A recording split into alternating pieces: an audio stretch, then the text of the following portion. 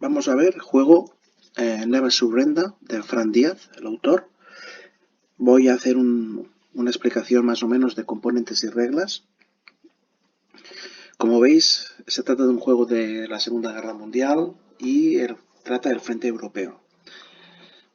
Es un juego con motor de cartas y más o menos la duración, según el autor, Fran, me ha comentado, son unas 3 horitas. Voy a explicar los componentes. Por un lado tenemos las cartas. Veis que cada jugador tiene su propio mazo. Este es el jugador, por ejemplo, aliado. Tendrá 18 cartas en su mazo propio. Al margen de esto habrá una serie de cartas que se van a ir mostrando en forma de bienios. O sea, cada mazo es un bienio. Estos son los 2 primeros años de guerra, los 2 segundos y los 2 últimos, ¿vale? Entonces cada mazo tiene 21 cartas y iremos mostrando las cartas en esta zona de display, que es la parte superior del tablero. Iremos mostrando las cartas hasta un máximo de 6. Estas serán las cartas que podrán ser adquiridas por los jugadores para mejorar su mazo. Digamos que un jugador tiene 18 cartas iniciales, pero irá comprando cartas que se irán mostrando aquí, muy parecidas a las que tiene inicialmente, y irá formando su mazo, lo irá mejorando. Y al margen de esto tenemos unas cartas de evento. En total tenemos 8 cartas de evento que las pondremos en esta parte. Estas cartas siempre están vistas, ¿vale? En el primer bienio, que es el mazo A, tendremos Gosplan y Acuerdo Comercial y Rendición de Francia. En el mazo B, que es el segundo bienio, tendremos Plan Quinquenal y Total Krieg. Y finalmente la Fábrica de los Urales y la Caída del régimen nazi. Estas cartas, ya os digo, están siempre vistas y cada vez que cambiemos de bienio se quitarán las del bienio actual y se cogerán del mazo, que de hecho es un mazo pero podría ser visible, se cogerán las del siguiente bienio, ¿vale? Ya veremos cómo esto se hace. Vamos a ver ahora la tipología de carta que un jugador tiene y puede adquirir. Esta carta tiene varias partes. Esta parte nos indica el valor de la carta, es una carta de valor 2. Esta parte de aquí nos indica los valores que se usarán en combate, esto ya lo veremos. Y aquí nos indica el tipo de carta, en este caso es un tanque, ¿vale? Hay 3 tipos de cartas, lo que son panzers, aviones, tienes este simbolito, o barcos, ¿vale? En la parte inferior de la carta está, ya lo explicaremos, pero un coste en recursos. Por ejemplo, adquirir esta carta costaría 1 por la posición que ocupa, sería 1 por 4. Si aquí tuviera, en vez de un simbolito tuviera 2, pues costaría 2 por 4. Esto ya lo veremos. En la parte derecha de la carta tenemos los recursos que da al jugador que ejecute la acción correspondiente. En este caso da 4 recursos si en Rostov y 5 en Suecia, ya veremos cómo se hace. Una ilustración y un evento, que ya lo explicaremos. Cada carta tiene un evento, ya veremos cómo se ejecuta. Al margen de las cartas del mazo, tenemos las cartas de tamaño de mazo. Cada potencia tiene una carta. En esa carta pondremos un peón que nos indicará el tamaño de la mano. O sea, dicho de otra manera, cuántas cartas va a coger el jugador al final de su turno. Vemos que, por ejemplo, el aliado va a coger 4, 5, 6 o 7, dependiendo de una serie de condiciones. Voy a poner un ejemplo. Si conservara París y aparte Estados Unidos y Japón tuvieran relación de guerra, se simboliza con este proyectil, pues su mazo sería de 7. A la que van cambiando las condiciones, el tamaño de mano irá cambiando también. Cada jugador tiene su propio tamaño de cartas, dependiendo de unas condiciones u otras, ¿vale? Vemos que el ruso, el tamaño de cartas depende de eventos. Empezará y se ejecuta ciertos eventos de estos que hemos mostrado aquí arriba, ¿vale? Por ejemplo, si ejecutará Gosplan, el jugador soviético gasta 7 recursos para pasar a robar 5 cartas, con lo cual su tamaño de mano aumenta. Una vez hemos explicado las cartas, vamos a explicar lo que es el mapa. En el mapa vemos que hay una serie de ubicaciones. Vamos a explicar qué tipos de ubicación hay. Vemos por una parte las ubicaciones patria, que son estas que tienen el simbolito pintado sobre el mapa. Se llaman ubicaciones patria. Por otro lado hay las ubicaciones independientes, que son las que ahora están pintados en blanco, y estas ubicaciones pueden ser de dos tipos. Si tienen una banderita, pertenecen a una potencia menor. Por ejemplo, Madrid, Bilbao, Valencia y Barcelona pertenecerían a España, ¿vale? Porque tienen la banderita. En Italia, pues Sicilia, Nápoles, Roma y Milán pertenecerían a Italia. Y así los países menores. Las potencias menores. Por otra parte, hay las que no tienen ninguna banderita. Son independientes, pero no están asociadas a ningún país. Veremos que esto tiene consecuencias políticas, ¿vale? Al margen de las ubicaciones, tenemos diferentes zonas. Una zona puede ser marítima, por ejemplo, esta zona es marítima.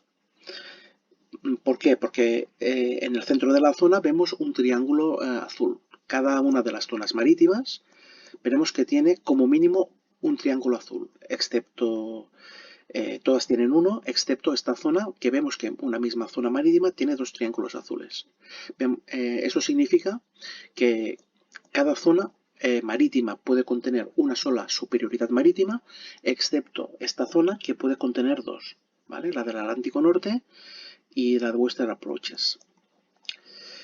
Aparte de las zonas de superioridad aérea, marítima, tenemos las zonas de superioridad aérea, que son las zonas que están rodeadas por ubicaciones. Por ejemplo, esta zona sería una zona de superioridad aérea. Esta zona sería una zona de superioridad aérea. Cada una de las zonas vemos que va a ser solo de superioridad marítima o bien superioridad aérea. Ya veremos cómo, pero la superioridad aérea o marítima de una zona la vamos a marcar con estos marcadores. Para la superioridad usaremos el rectángulo y para la superioridad aérea vamos a usar un avioncito, ¿vale? Si el jugador aliado coloca un avioncito aquí, significa que tiene superioridad aérea en toda esta zona. Vale, al margen de esto hay, luego en el mapa podemos ver las rutas de los convoyes, ¿vale? Que son estas líneas discontinuas. Esto ya lo explicaremos cuando hablemos de convoyes. Vamos a ver ahora las líneas de comunicación. Vemos que en el mapa hay dos líneas de comunicación, las terrestres y las marítimas. Las marítimas nos van a servir para transporte marítimo y también para desembarco. Es la misma línea de comunicación, no está separado lo que es desembarco y transporte marítimo, ¿vale? Es la misma línea. Ya veremos esto cuando lo expliquemos cómo se va a hacer. Vamos a explicar ahora el tablero personal. Cada jugador va a tener su propio tablero personal. Y vamos a ver qué tipo de fichas vamos a colocar en ese tablero. Vemos por un lado que vamos a colocar la control, ¿vale? Los marcadores de control, que son todos estos. Cada marcador de control tiene dos caras. La cara con el control militar, que es esta de aquí, ¿vale? Y la cara de control político, que es cuando la giramos, que es un color un poquito más claro. Estas fichas son las que vamos a desplegar en el mapa cuando conquistemos una ubicación. Cuando conquistemos una ubicación, cogeremos la primera ficha disponible de aquí y la colocaremos en el mapa. Una vez colocada en el mapa, si conquistamos otra ubicación, la colocaremos la segunda y así sucesivamente, ¿vale? De la misma manera, si nos eliminan un control del mapa y lo hemos de colocar aquí, nos volverá la primera libre, pero empezando desde abajo. En este caso nos vendría aquí, ¿vale? Diferencias entre control político y militar. Esto lo veremos con más detalle cuando expliquemos las acciones, pero os puedo adelantar que una ficha cuando está con control militar puede albergar 3 tropas, que son 3 cubos, y aparte puede haber una resistencia, que siempre será del color blanco. En cambio, cuando esté con control político, solo podrá albergar una tropa y no podrá haber resistencia, ¿vale? ¿Qué otras cosas podemos tener en el tablero? Pues podemos tener los cubos, que le llamamos voluntad nacional. y los recursos, que son las casitas. Entonces, ¿cómo funciona esto? Pues cada cubo, cada vez que nos digan gana una voluntad nacional, cogeremos un cubo de la reserva y lo colocaremos en el primer espacio disponible, pero empezando por la parte superior. No lo colocamos aquí, sino que lo colocamos aquí. Si nos dicen de ganar una segunda voluntad nacional, lo colocaremos aquí. Imaginemos que todo esto está lleno, hasta aquí, y hemos de ganar una voluntad nacional. En este caso no podríamos porque tenemos ocupado el marcador de control en el espacio que iría a la voluntad nacional. Para poder, esto insisto, en el caso de que estuviera todo lleno. Vamos a hacer el ejemplo.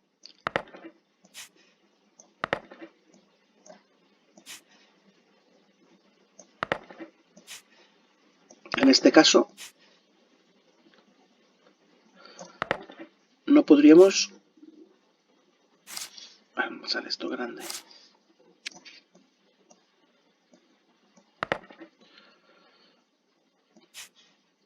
En este caso tenemos toda la voluntad nacional pillada y no podríamos crear una voluntad nacional más, ¿vale? De la misma manera, si hemos de eliminar voluntad nacional, la primera que eliminaríamos sería esta, ¿vale? La segunda esta. Los recursos irían de manera muy similar, ¿vale?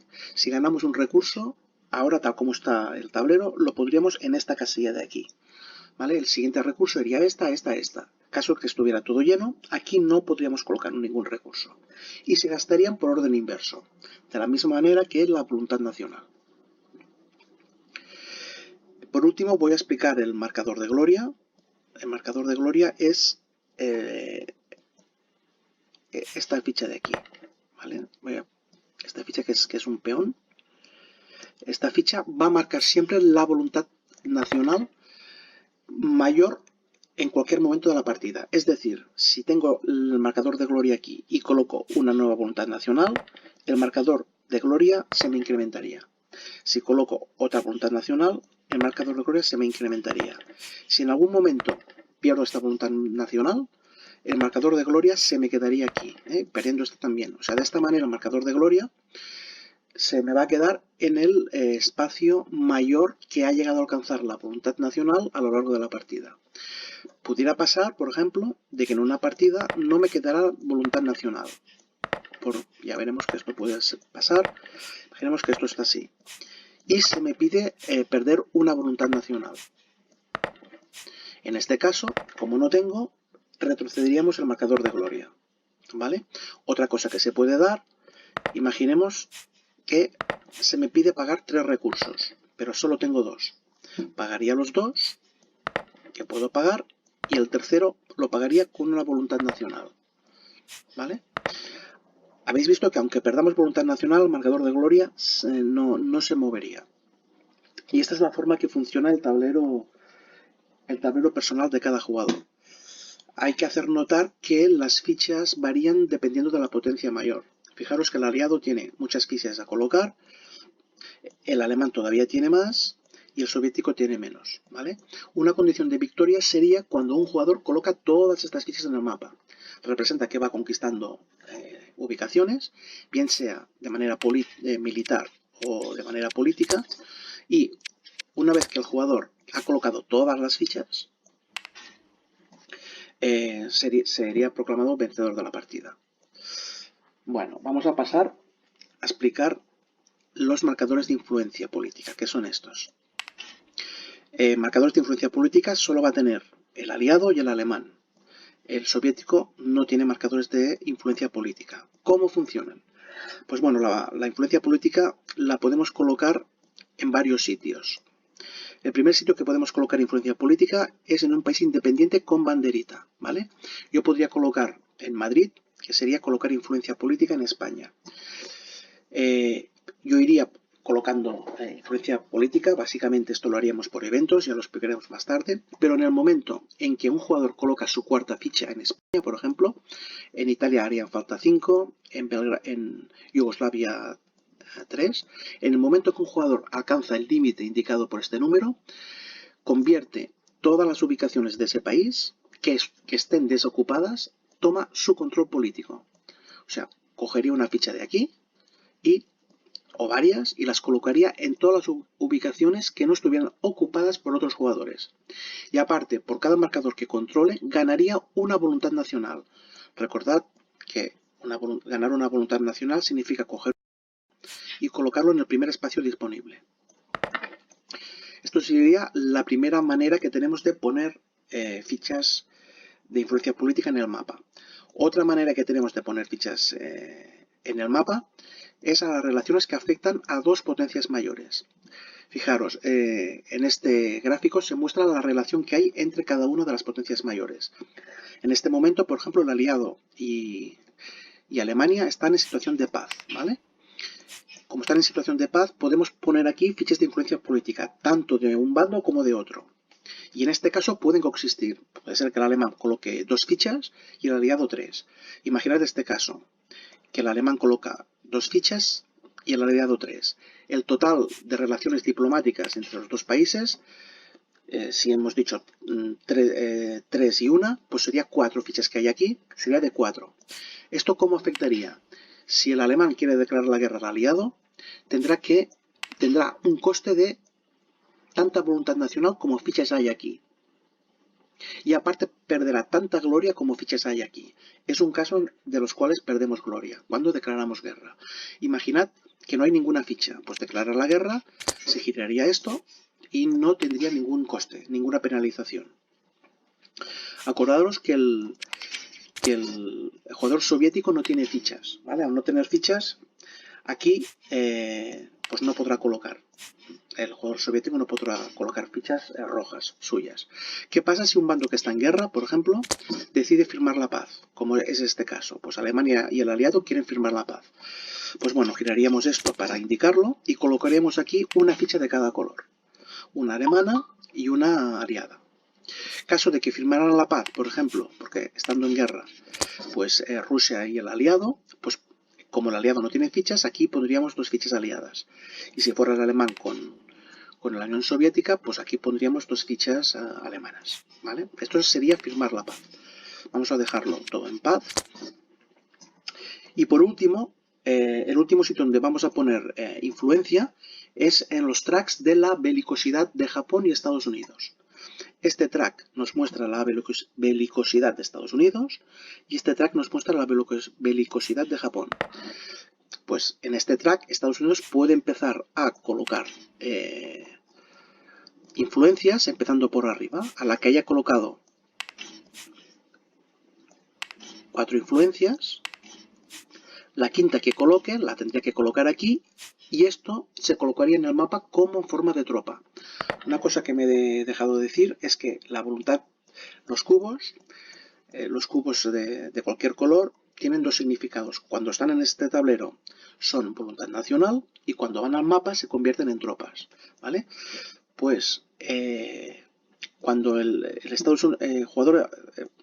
potencia de Estados Unidos coloca aquí una influencia, normalmente lo hará el aliado, esto se convierte en una tropa y va a parar al mapa, ¿vale? Por contra, la belicosidad de Japón empieza por el lado inverso. Cuando se coloquen fichas hasta llegar aquí, este cubo se recluta, más que como tropa, se coloca en el tablero como voluntad nacional, o sea, iría a parar en el tablero del jugador alemán. ¿Vale? Vemos que es un track que no es bien simétrico, porque estos cubos irían a parar al mapa y estos irían a parar a la voluntad nacional, o sea, al tablero del jugador alemán. ¿Vale? Más implicaciones de este track. Pues este track, cuando los marcadores de influencia se crucen, significa, por ejemplo, que la alemana ha puesto aquí 3 marcadores más, 1, 2 y 3. Cuando estén cruzados, los dos países entran en guerra. ¿Cómo lo haremos esto? Pues girando este marcador. Esto indica que Japón y Estados Unidos entran en guerra, que repito, es cuando se cruzan los marcadores. Así como las potencias mayores pueden firmar paz, una vez Japón y Estados Unidos entran en guerra, no se tocaría más, ¿vale? Ya no podrían firmar la paz. Vemos que este track, aparte de esto, ya lo explicaré cuando explique los convoyes, pues nos permite usar fichas para obtener recursos, para usar convoyes por parte del aliado. Esto ya lo explicaré más adelante.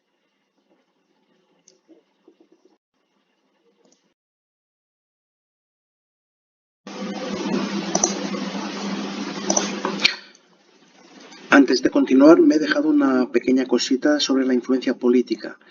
Imaginemos que el aliado tiene en Madrid 3 discos y el alemán hace una acción para colocar uno. Lógicamente, como no puede colocar, no se pueden mezclar discos de 2 jugadores en un mismo país, el alemán, en vez de colocar, lo que va a hacer es disminuir 1 el marcador aliado, ¿vale? Entonces, el aliado en vez de 3 pasaría a tener 2. O sea, un jugador solo puede colocar un disco si el espacio está vacío o está previamente ocupado por él. Bueno, vamos a explicar ahora ya lo que es una partida en sí. Primero voy a explicar las condiciones de final de partida, ¿vale? La primera sería cuando un jugador ha conseguido colocar todos estos controles sobre el mapa. Automáticamente la partida se acaba y se convertiría en el ganador de la misma. Otra cosa que podría pasar es que un jugador conquiste la capital, alguna capital enemiga, es decir, Londres, Moscú o Berlín. Entonces el jugador que la conquiste y aguante una ronda entera, o sea, la condición de victoria se mira al principio del turno del jugador, en ese momento la partida también acaba. Por último, puede pasar que a un jugador se le pida que pierda un punto de gloria y no tenga. En este caso también perdería la partida. Otra manera de acabar la partida es mediante los eventos estos especiales. Hay 2 que determinan el final de la partida, que son la bomba atómica y la caída del régimen nazi.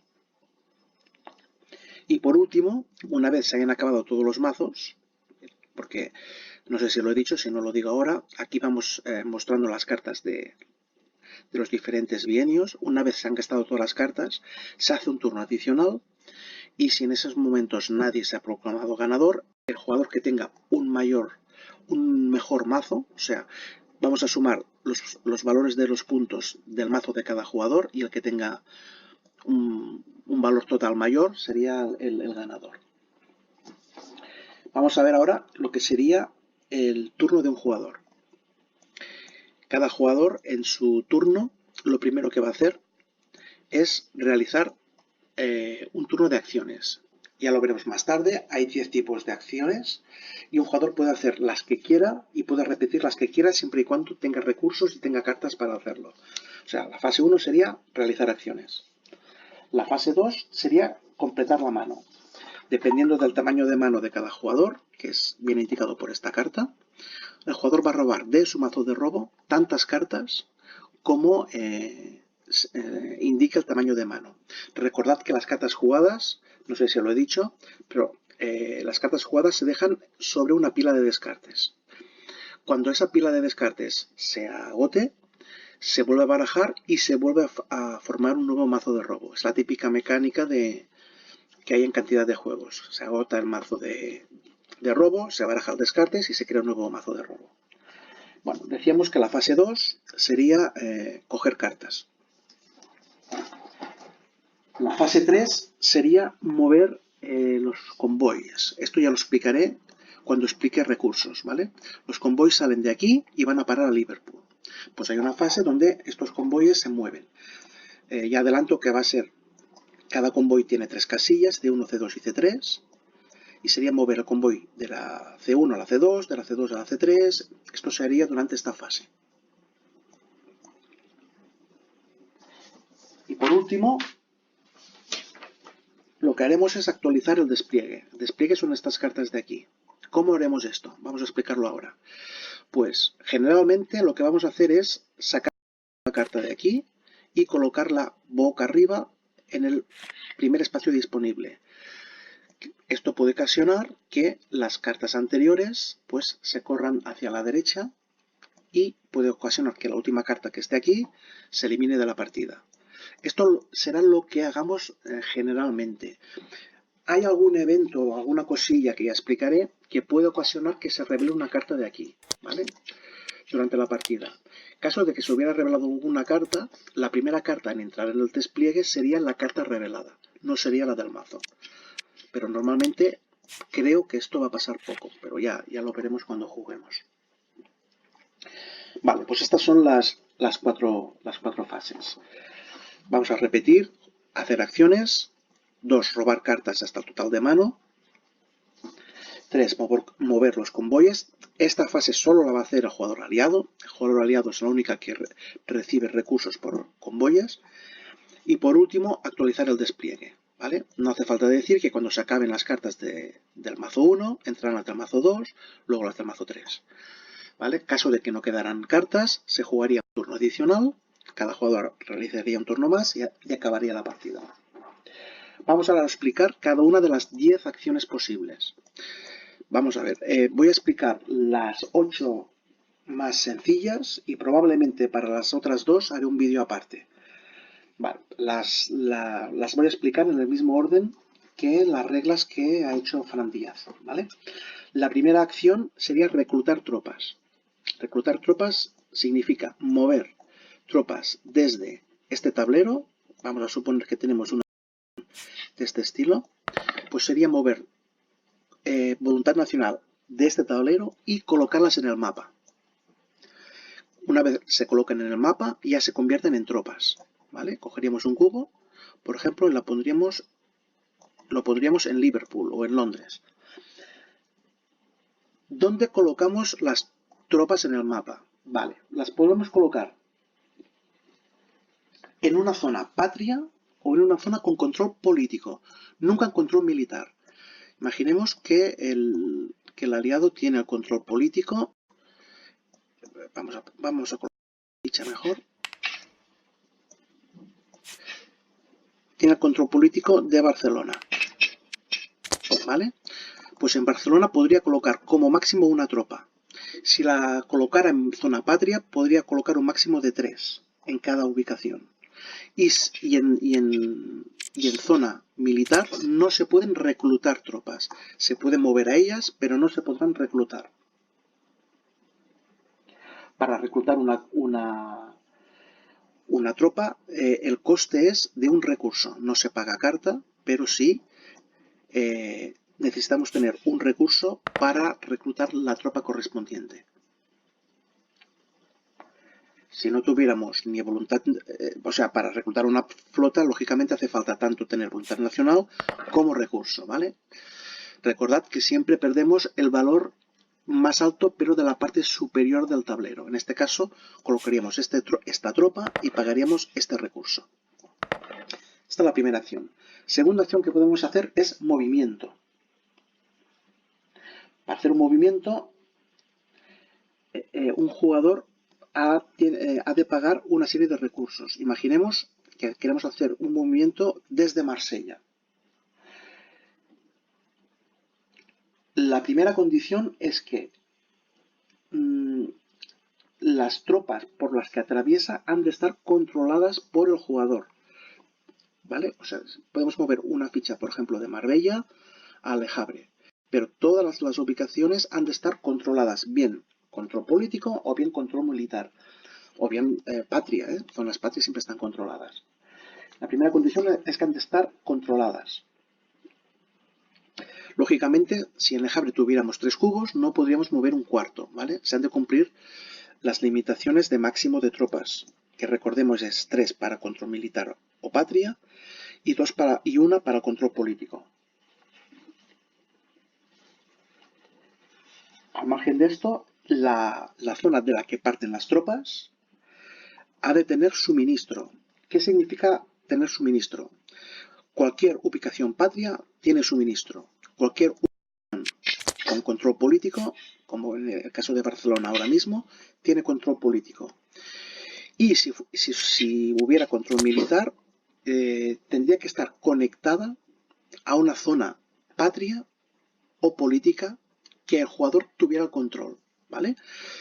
Por ejemplo, imaginemos que esta situación? Pues Valencia no tiene conexión con ninguna fuente de suministro.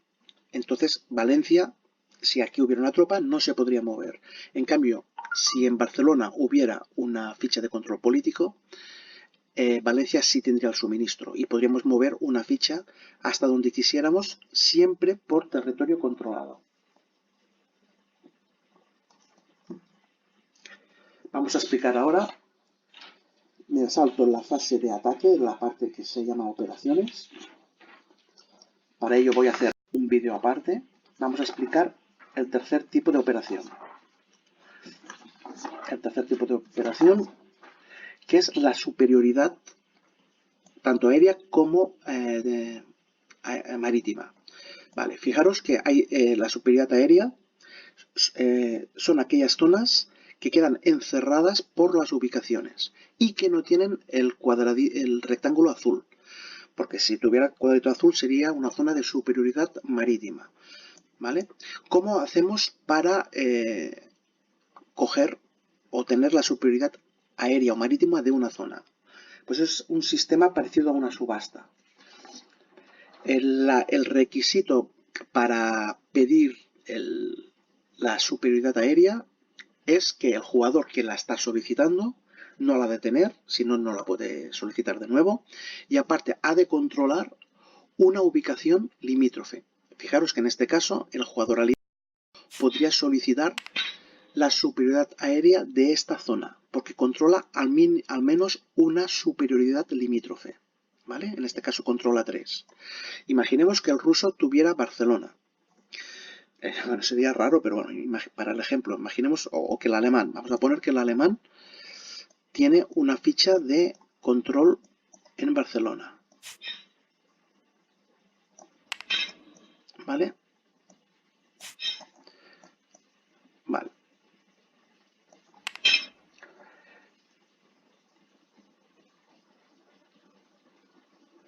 Vale.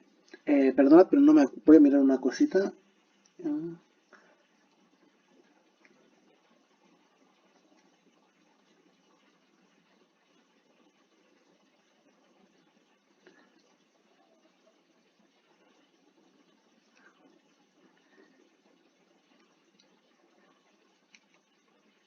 Vale. Imaginemos ahora que el aliado quiere meter un avioncito aquí para tener esta superioridad. Entonces, imaginemos que no la tiene nadie. En este caso, ¿quién podría entrar en la subasta? Podría entrar el aliado con 3 cartas, ¿vale? Y el alemán con una. ¿Cuál es el sistema? Cada jugador decide de las cartas que tiene en la mano cuántas quiere jugar o quiere apostar para tener la superioridad. Y por cada carta que juegue va a pagar un recurso. En este caso, el jugador aliado decide jugar 2 cartas y paga 2 recursos. Y el jugador alemán decide jugar una carta y paga un recurso. Se muestran las cartas y el jugador que haya pagado más se queda con la superioridad. Para colocar la superioridad, lo que hará, como superioridad aérea, colocará esta ficha. ¿Vale? La colocará en la zona que se está disputando. Caso de empate, ningún jugador la coloca. A excepción de si uno de los jugadores que ha empatado ya la tenía previamente. En ese caso la conserva. No sé si se entiende esto.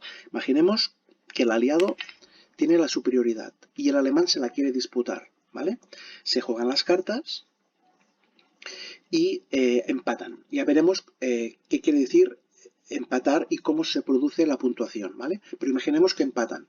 En este caso, el jugador aliado continuaría con la superioridad porque ya la tenía inicialmente. Si en el mismo ejemplo nadie lo hubiera tenido inicialmente, pues la superioridad se hubiera quedado vacía, ¿vale? ¿Cómo funciona la puntuación? Pues si estamos haciendo una superioridad aérea, las cartas ya digo, se muestran en secreto y se desvelan a la vez. Por ejemplo, esta carta tendría un valor de 3 y 2, 5. Usaríamos este simbolito de aquí al valor de la carta. Si se estuviera disputando una superioridad marítima, pues a este 3 sumaríamos el barquito, ¿vale? Si jugáramos, por ejemplo, esta misma carta para una superioridad aérea, solo tendría un valor de 3, porque esto no se aplicaría. Vale, pues vamos a explicar el siguiente tipo de operación, que es la reserva estratégica. La operación de reserva estratégica sirve para ganar recursos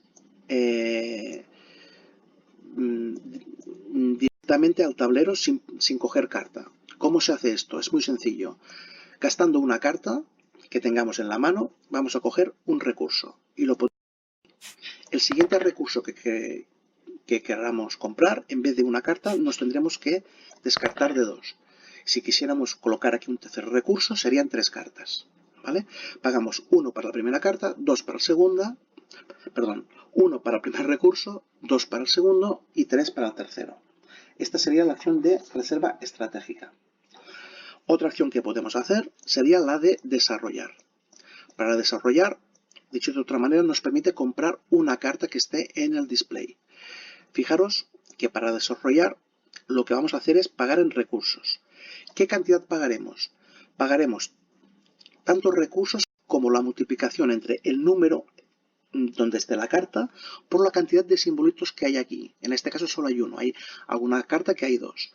Por ejemplo, comprar en este momento esta carta costaría 4 por 1, 5 recursos. ¿Qué haríamos? Pagar los recursos y colocar esta carta no en el mazo de robo, sino en el mazo de descartes, el que tendríamos aquí con las cartas boca arriba. La colocaríamos en el mazo de descartes, pagaríamos los recursos y en este momento nos tendríamos que descartar de una carta que tengamos en la mano. ¿Vale? Vamos a girar una. Imaginemos que en la mano tenemos estas 2 cartas. Y el jugador aliado decide descartarse de esta. Pues en este momento el jugador aliado puede ejecutar el evento que hay aquí. ¿Vale? En este caso, la Belicidad de Japón pierde una ficha. Esta carta se elimina, no sé si he dicho descartar, no, esta carta se elimina del juego y, como he dicho, se ejecuta el evento. Y la carta que incorporamos viene a descartes. De esta manera, cada jugador va a tener en todo momento 18 cartas en la mano, ni una más ni una menos. Cuando compre una, se descarta de otra. Por lo tanto, siempre tendrá el mismo número de cartas. Y es una ocasión para ejecutar un evento que tengamos en la mano. El evento es optativo, podemos decidir no hacerlo. Lo que no podremos hacer es hacerlo a medias, ¿vale? O sea, si el evento nos dice pon 2 influencias, o colocamos las 2 o no colocamos ninguna. Esta sería la acción de desarrollar. Vamos ahora a otro tipo de acción de las 10 que hay, que es hacer un evento. Hacer un evento significa hacer uno de los eventos que hay aquí, de los 6 que hemos mostrado, o un evento de una carta especial, recordad que estas cartas las teníamos siempre boca arriba. ¿Cuál es el coste? Pues si queremos hacer un evento de una de las 6 cartas del principio, el coste va a ser el número de descartarse, que no eliminar, descartarse el número de cartas indicado. Si yo quisiera hacer, por ejemplo, ahora este evento de aquí, ¿vale? Que significa poner tus influencias alemanas en Italia, pues tendría que descartarme de 3 cartas. ¿Vale? No hay nada más. Tras la ejecución, la carta, en este caso, sí que se retiraría del juego. ¿Vale? No se quedaría aquí. Con lo cual nos aseguramos que cada evento solo puede ser realizado una sola vez.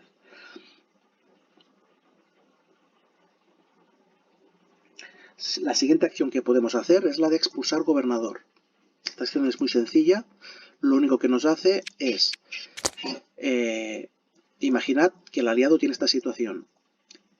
Pues podría darle la vuelta a esta carta y convertir esto en un control militar. La acción de expulsar gobernador lo único que hace es girar la ficha y pasar de control político a control militar. Y por último, la última acción que podemos hacer, recordad que nos faltan 2, que las explicaré en vídeos aparte, sería la acción de gobierno. ¿vale? Que es la acción de gobierno que se indica en cada tablero del jugador. Por ejemplo, en el caso aliado, el jugador aliado puede pagar 7 recursos de aquí, de su zona particular, o bien ganar un punto de voluntad nacional, o alinear un país poniendo una influencia, por ejemplo en España, o aumentar la belicosidad de Estados Unidos, poniendo una influencia, acordaros, en el track que teníamos aquí, ¿vale? El track de Estados Unidos va de arriba hacia abajo. Esta sería la acción de gobierno del jugador aliado. La del jugador alemán, pues podría pagar 6 recursos para ganar un punto de voluntad nacional, para alinear un país o para aumentar la belicosidad de Japón. Y el jugador ruso pues tendrá sus acciones que también son muy parecidas. Bueno, esto ha sido la explicación de 8 de las acciones básicas. Faltan 2 acciones. Una es la de obtener recursos y la otra la de operación, que viene a ser ataque. Y estas dos las explicaré en otros vídeos aparte.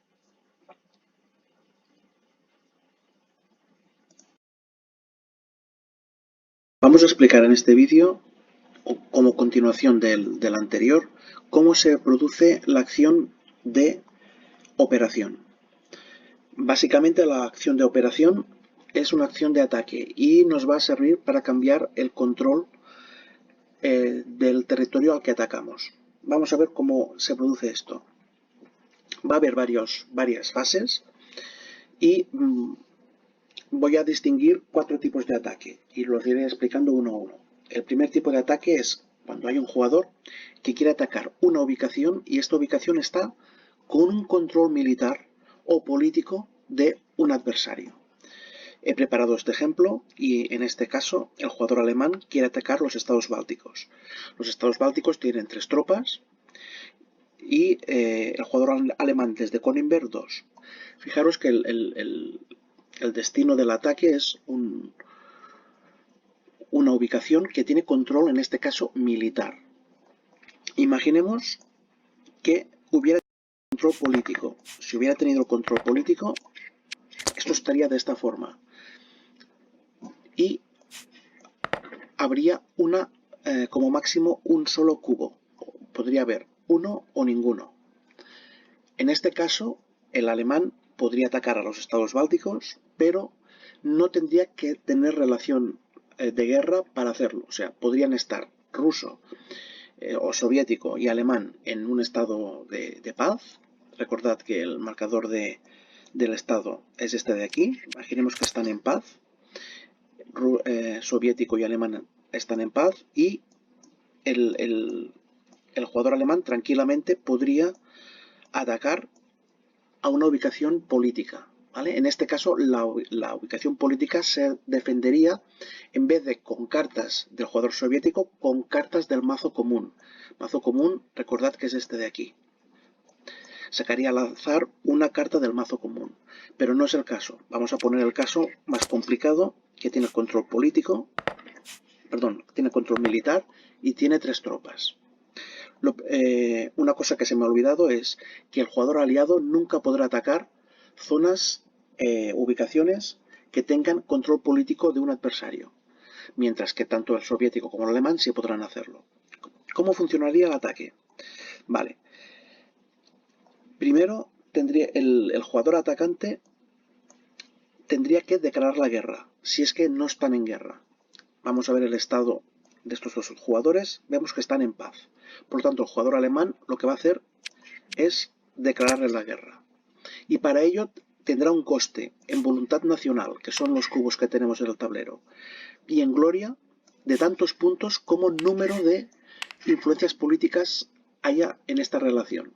En este caso solo hay una influencia, la sacamos y al jugador alemán le cuesta una voluntad nacional más un punto de gloria de su tablero personal. Ahora, a partir de ahora, estos 2 países ya están en guerra. La primera fase es la segunda, perdón, la primera sería declarar la guerra, la segunda sería mover tropas. El jugador alemán decide mover 2 tropas de Königsberg y una tercera tropa desde Polonia. Fijaros que Polonia no tiene conexión directa, por lo tanto tendrá que usar una carta aérea. Por cada tropa que nosotros mandemos mediante una línea de comunicación, bien sea terrestre o bien sea de desembarco, como por ejemplo podría ser Países Bajos-Londres, vamos a tener que gastar una carta de cualquier tipo. Por cada tropa que nosotros enviemos, en el caso este de Polonia, sin haber una línea de comunicación, o sea, sería una tropa aerotransportada, tendremos que gastar una carta del tipo de aviación. Tengo preparadas las cartas aquí y el alemán va a jugar estas tres cartas. Va a jugar una carta con un caza para la tropa que viene desde Polonia y dos cartas cualquiera para las dos tropas que llegan a la zona de ataque por tierra. Aparte de esto, como es el jugador que ataca, tendrá que pagar un recurso de...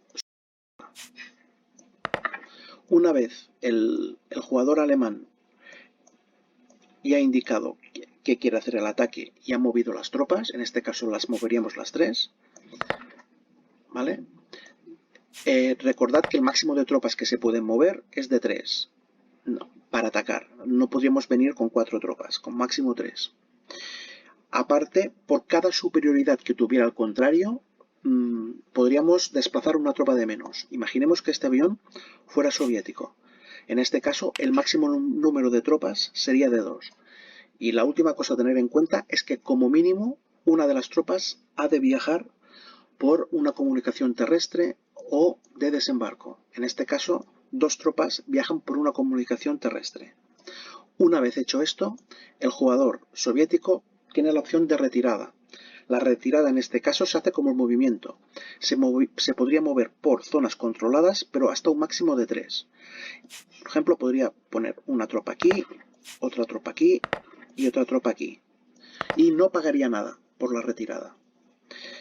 Las cartas, recordad que las cartas se juegan boca abajo, ¿vale? El alemán de momento le ha mostrado las 3 cartas, pero sin enseñar los valores. Imaginemos que el jugador soviético pues decide quedarse y voy a poner las 3 tropas como estaban.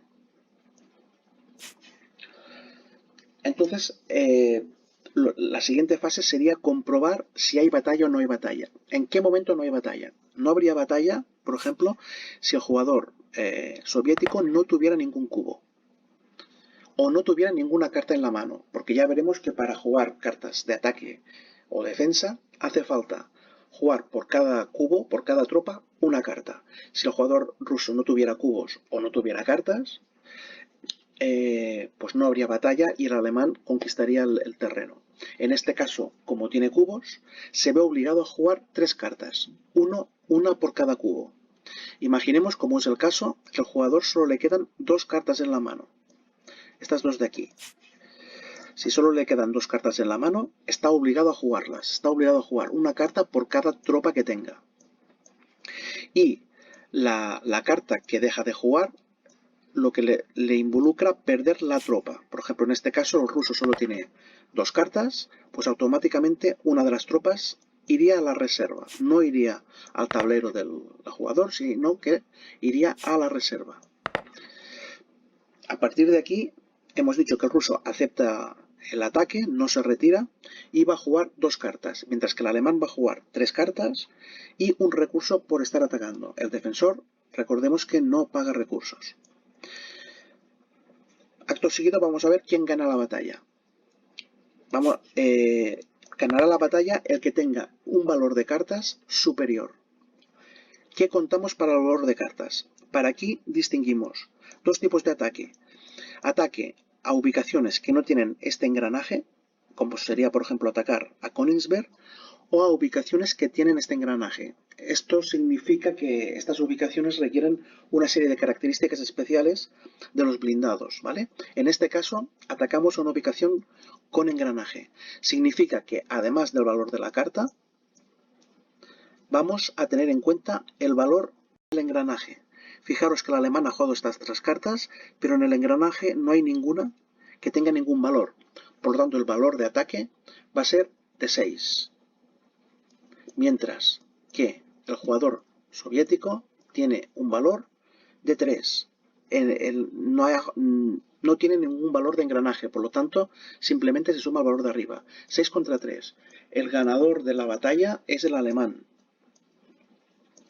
Al ser ganador de la batalla, lo que vamos a hacer es, ya lo veremos, pero vamos a retirar el marcador y irá al cuadro, al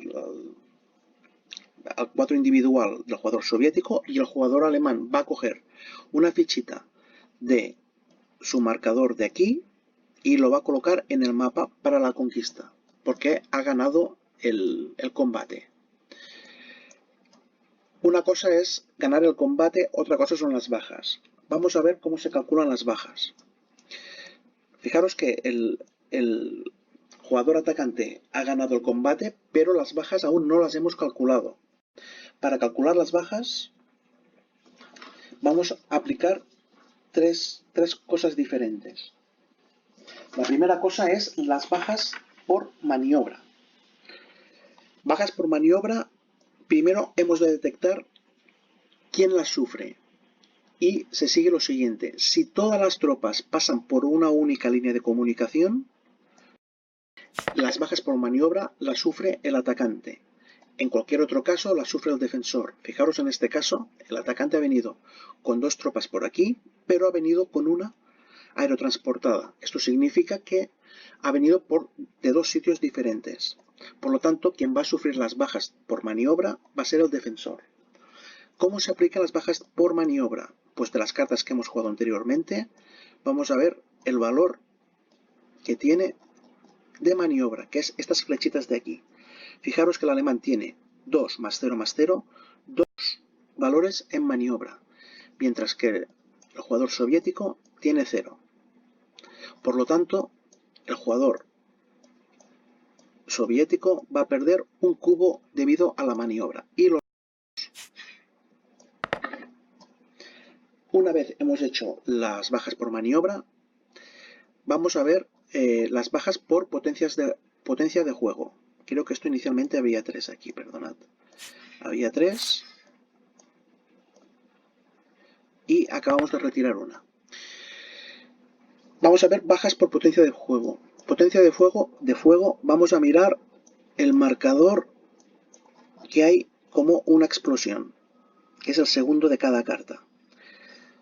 Fijaros que el alemán no tiene ninguna potencia de fuego, mientras que el jugador soviético tiene una.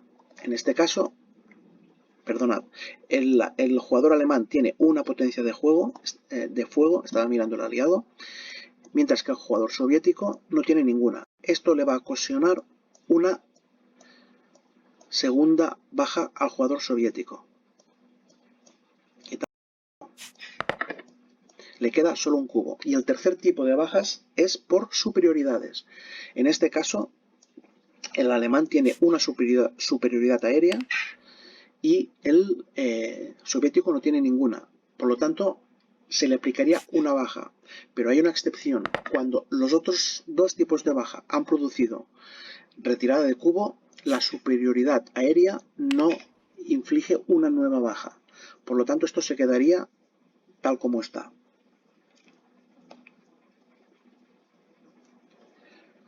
Una vez hemos determinado los tipos de baja, vamos a la fase de consecuencias. El jugador que ha perdido, en este caso sería el ruso, se ve obligado a retirar todas las tropas que quedan. Este iría aquí. Recordad que esto ya lo hemos cambiado y aquí tendríamos que haber puesto un marcador alemán. Por lo tanto, esto iría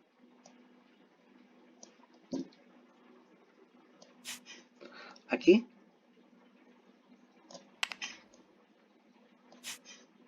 Y el jugador alemán, esto está muy mal porque tendría que estar de esta forma.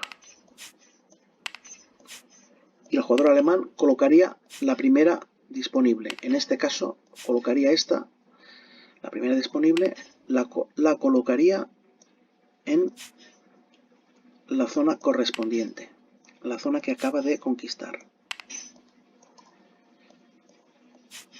Y las 3 tropas ya tomarían el territorio conquistado. Vale. Consecuencias de la conquista. Vale, para ver las consecuencias hemos de ir al tablero de cada jugador y lo indica aquí. Cada vez que el jugador, este es el tablero del jugador alemán, cada vez que el jugador alemán pone un marcador militar, ganaría 2 puntos de voluntad nacional. Por lo tanto, cogeríamos 2 puntos de voluntad nacional y los colocaríamos aquí. Y cada vez que el soviético quita un control militar, como ha sido el caso, perdería una voluntad nacional. Bueno, imaginemos, voy a hacer un poco de trampa, que tuviera 2 voluntades nacionales aquí y aquí. Pues en este caso perdería esta. Estas son las consecuencias de haber acabado un enfrentamiento. Una vez hecho esto, pues la operación ya ha concluido y pues no pasa nada más. Imaginad, ¿vale?, de que en vez de atacar a una zona con control militar, hubiéramos atacado a una zona con control político. En este caso, el jugador ruso, en vez de sacar cartas de su mano para defenderse, hubiera sacado una sola carta de aquí. Hubiera sacado al azar una carta de aquí, la primera del mazo, la primera disponible, y esta carta hubiera quedado pendiente de entrar en el display al final de turno. ¿De acuerdo? Dejamos la carta donde estaba. Y este ha sido el primer tipo de operaciones. Operaciones contra una ubicación que pertenece a otro jugador. Vamos a ver el segundo tipo de operaciones, y en este caso sería cuando una potencia mayor ataca a un país independiente. Vamos a suponer que el jugador alemán quiere entrar en Milán, pero el jugador tiene una influencia política en Italia. ¿Qué pasaría en estos momentos? Bueno, pues fijaros de que el jugador aliado solo tiene una, porque si tuviera 5 influencias, toda Italia ya tendría control político aliado, ¿vale? Como solo tiene una, se ha de esperar a que alguien entre en Italia de manera militar para que se active Italia de manera política. Una vez el jugador alemán ha declarado, el jugador aliado va a sacar la ficha política de Roma y va a colocar una influencia, una ficha de control político en cada una de las 4 ciudades. Recordad que esta influencia la va a sacar de las posiciones superiores de su tablero personal. Por lo tanto, sacaría estas 4 fichas y las colocaría en Italia. Y como siempre que el jugador aliado coloca un control político, pues ganaría, como se muestra aquí, una voluntad nacional. En este caso ganaría 4 voluntades nacionales y las colocaría de esta forma. Una vez hecho esto, iríamos a la relación entre Alemania e Italia. Fijaros que había una influencia aliada en Italia. Esto va a afectar a las relaciones que hay entre Alemania y el aliado. Iríamos a la relación personal entre Alemania y el aliado, que de momento es de paz, y sacaríamos tantas influencias como influencias hubiera en Italia. Como solo había una, tendríamos que sacar una influencia de la relación Alemania-aliado. Vemos que no hay ninguna, por lo tanto, automáticamente estos dos países entrarían en guerra. Le daríamos la vuelta a esto y estos dos países ya estarían en guerra. Una vez hecho esto, vendrían las mismas fases que en el primer tipo de operaciones. El jugador, aquí no ha puesto tropas, pero bueno, imaginad que hay tropas. El jugador alemán movería tropas. Y fijaros que en este caso el jugador aliado no tiene tropas.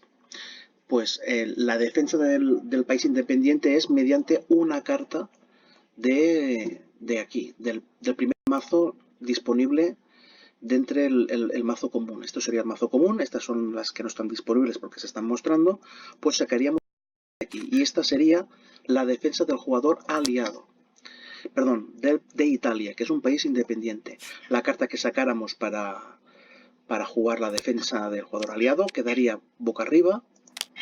Y en el primer momento en que tuviéramos que colocar cartas aquí de este mazo, la primera que colocaríamos sería la que está boca arriba, la que ya ha sido usada. Por tanto, esta carta en la fase de colocación se pondría en el primer espacio, pero de momento se quedaría boca arriba. Esta sería la defensa de Italia. Por lo demás, la secuencia es exactamente igual que el primer tipo de operaciones. Imaginemos que el jugador alemán, en vez de atacar a un menor, pues ataca Praga. Praga no tiene protectorado, no está protegido por nadie, por lo tanto aquí Praga se defendería con la primera carta del mazo y se seguiría la secuencia normal. Una cosa importante es que estas operaciones contra países independientes le están prohibidas al jugador aliado, ¿vale? El aliado nunca podría atacar a Italia en este caso, o a España o cualquier país independiente. Tercer tipo de operaciones que vamos a ver es cuando la resistencia ataca a una ubicación que está controlada de manera militar, ¿vale? Pues sería el caso, imaginad, pues vamos a poner un ejemplo. Imaginad que el jugador ruso pues ha tomado el control militar aquí de esta ubicación de Besarabia, ¿vale? Entonces, hay un tipo de operaciones que normalmente esto suele suceder por evento, que la resistencia se puede hacer esta operación contra una ubicación con control militar, solo con control militar. Si esto fuera político, no sería posible este tipo de operación. ¿Cómo funciona? Bueno, pues es muy sencillo. La resistencia va a atacar a esta ubicación y para ello va a usar la primera carta del mazo común, ¿vale? Este mazo que tenemos aquí, sacaremos una carta y esta carta quedará boca arriba. Quedaría aquí para luego entrar en el display, pero de momento sería una carta boca arriba. Y este es el valor de ataque de la resistencia. Esta carta de momento se juega boca abajo, ¿vale? La resistencia coge una carta y la dejaría boca abajo.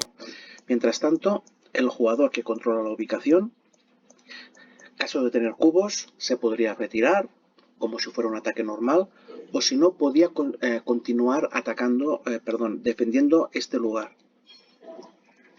El caso de no tener cubos, pues no hay batalla, o también podría darse caso de tener cubos y no tener cartas, no es defendible. Acordaos de la primera operación, necesitamos una carta por cada cubo y en este caso, caso de no tener cubos o no tener cartas, la resistencia automáticamente gana y esto provoca que coloquemos un cubo de resistencia en esta ubicación. A partir de estos momentos, esta ubicación sigue teniendo control el militar soviético, pero esto afecta al abastecimiento, afecta a coger recursos, afecta al movimiento, a muchas cosas. De momento, la resistencia está activa. Este sería el tercer tipo de operación. Vamos a ver finalmente el último tipo de operaciones que se puede hacer. Vamos a hacer un poco de resumen. El primer tipo de operaciones sería un jugador contra una zona con control enemigo. El segundo tipo de operaciones sería un jugador contra un territorio independiente, que no hay control de ninguna potencia mayor. El tercer tipo de operaciones sería la resistencia contra una zona con control militar. Y ahora nos queda la última, que sería cuando el jugador quiere sacarse de encima, le está impidiendo coger recursos, le está impidiendo suministrarse, le está impidiendo moverse. Entonces realiza la operación de jugador contra la resistencia. El procedimiento sería muy similar al normal, al primero que hemos explicado, de movimiento, etc. La única diferencia es que la resistencia se va a defender con una carta del mazo común. Se va a defender sacando una carta de este mazo. Si la resistencia se aplicarían las bajas de la misma manera que el primer tipo de operaciones. Y si el jugador atacante ganara, esto ocasionaría que este cupo de resistencia se quitaría.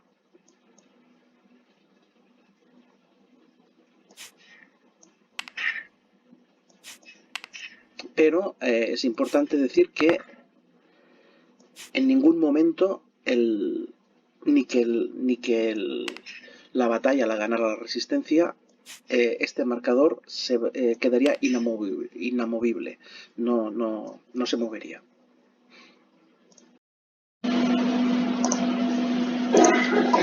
Por último, ya finalmente vamos a hablar de la acción de recursos. Resumiendo, teníamos 10 tipos de acciones. Cada jugador puede hacer las que quiera durante su turno, puede repetir, puede hacer una varias veces, puede lo que le interese, y una de ellas es la acción de obtener recursos. Recordad que los recursos los poníamos en el marcador, en el tablero personal. En el tablero personal, siempre empezando por la parte superior. En este caso de que el jugador aliado reciba recursos, lo pondríamos en esta casilla, el segundo ganado, etc. Y caso de obtener más recursos que espacios disponibles, no podríamos nunca solaparnos con una ficha de control. Por lo tanto, jugador aliado podría mantener recursos hasta aquí. Los que no pueda colocar en su tablero, pues se perderían. ¿Cómo funciona el tema de recursos? Vale, pues funciona de manera simétrica dependiendo del bando. Tanto el jugador alemán como el jugador soviético usan lo que se llama recursos inmediatos. Y ahora explicaremos qué son los recursos inmediatos. Por ejemplo, imaginemos que el jugador alemán quiere obtener recursos de Madrid. Y hay una carta que es Madrid que está en el display, ¿vale? De hecho, podría elegir cualquier carta de aquí, cualquier carta que se esté mostrando en estos momentos, pero decide, por lo que sea, para que el jugador alemán pueda coger estos 5 recursos que se muestran aquí, 5 casitas, necesita que Madrid no tenga control de nadie. En este caso, Madrid no tiene control de nadie. Simplemente hay 2 influencias políticas, pero no hay control de ningún jugador. En este caso, el jugador alemán podría coger recursos. Imaginemos que aquí hubiera un marcador de control bien aliado o bien soviético. Pues no podría. Si el jugador alemán tuviera un marcador de control militar y hubiera resistencia, tampoco podría. O sea, un jugador, aunque tenga control militar de un sitio, si hay una resistencia activa, como es el caso que hemos visto antes, que había una resistencia bueno, Besarabia tampoco puede coger recursos, pero en resumen, si hay una resistencia activa, el jugador no podrá recibir los recursos de esa ubicación. Puede pasar, por ejemplo, que una carta tenga recursos de 2 sitios. Imaginemos que se quiere ejecutar esta carta y hay recursos de Rostov y de Suecia. En ese momento el jugador ha de decidir si los va a pillar de Rostov o los va a pillar de Suecia. Otra cosa que puede pasar es que haya influencias de otro jugador, influencias políticas, en la capital. Pues imaginemos que el alemán tiene dos influencias políticas en Madrid y el jugador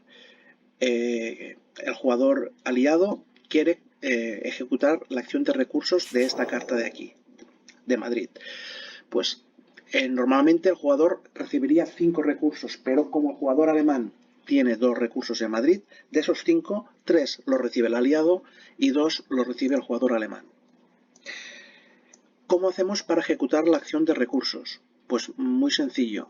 Tendremos que descartarnos de tantas cartas como indique el tablero correspondiente a la carta. Vamos a suponer que queremos hacer este evento de recursos en Bucarest. Pues tendremos que descartarnos 2 cartas, como indica aquí. Hay que descartarse de 2. Si quisiéramos ejecutar recursos en Madrid, pues serían 4 cartas. Esto ha sido hasta ahora los recursos que se pueden obtener de manera inmediata. El jugador aliado, aparte, podría obtener recursos mediante convoys. ¿Cómo funcionan los convoys? Vale, pues primero vamos a hacer una carta de convoy y así se vería más claro. Vamos a ver.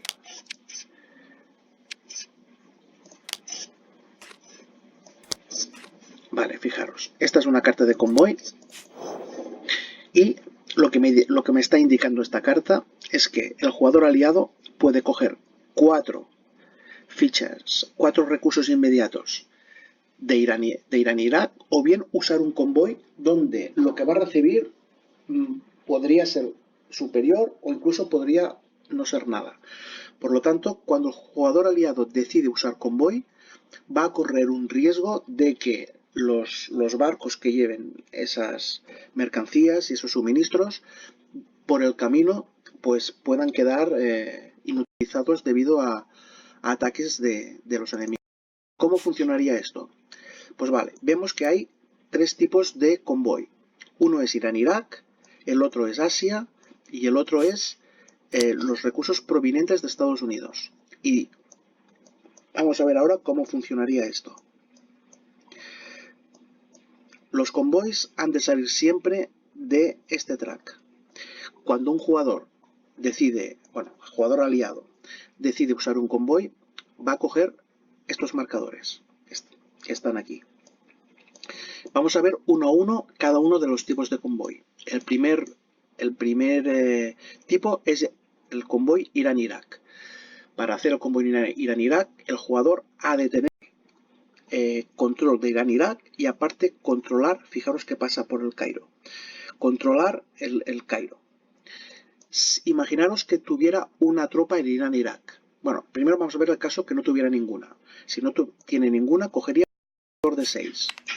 Si tuviera una tropa, el de 7. Si tuviera 2 tropas, el de 8. Y si tuviera 3 tropas en Irán-Irak, por supuesto con el control militar, cogería el marcador de 9. Y este marcador de convoy lo colocaríamos en la casilla C1.